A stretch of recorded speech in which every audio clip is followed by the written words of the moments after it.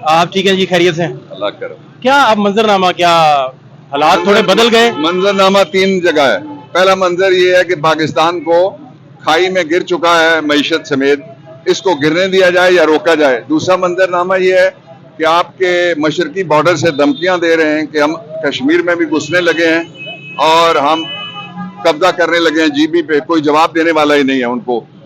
तीसरा मंजरनामा ये है कि हम फैसला कर चुके हैं कि हम असेंबलियां छोड़ रहे हैं।